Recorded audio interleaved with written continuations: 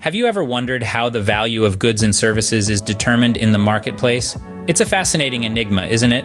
The value of a product or service is not necessarily its cost or its price. It's actually a subjective perception, determined by what a customer is willing to pay for it. Let's take a cup of coffee, for instance.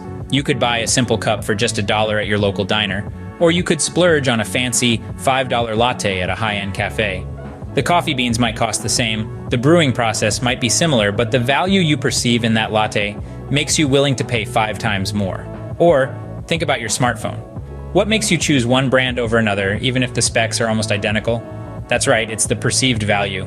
So, understanding the value is like understanding your customer's mind, and that's where the magic of pricing begins. Now that we know how value is determined, let's dive into the art of pricing. Pricing is the artistry of business. It's not just about covering costs or making profits. It's a method of communicating the value of a product or service to the customer. There are several strategies to consider. First, we have cost plus pricing.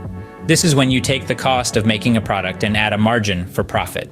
Imagine you're running a clothing store and the cost of a shirt is $10.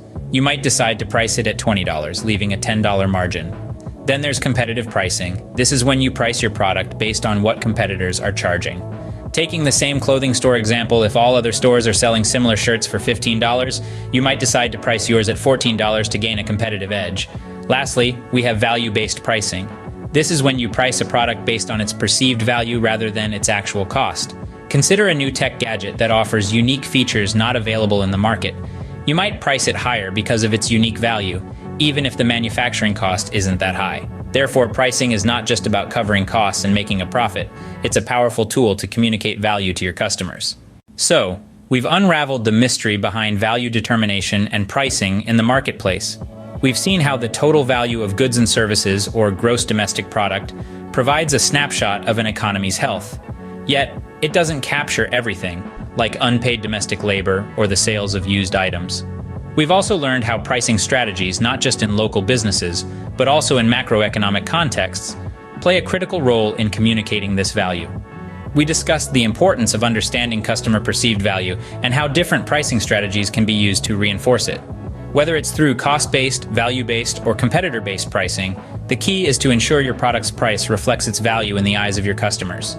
We also touched on the real-world implications of value and pricing, like the recent issues at Britain's Dover port, showing how external factors can impact the value of goods, hence their pricing. Remember, understanding your customer and using the right pricing strategy can be the key to your business success. For a deeper dive into this topic, contact us for a guide and resourceful training on how best to use value and pricing concept. Don't forget to like, share, comment, subscribe, and follow for more information. Stay tuned for more insights.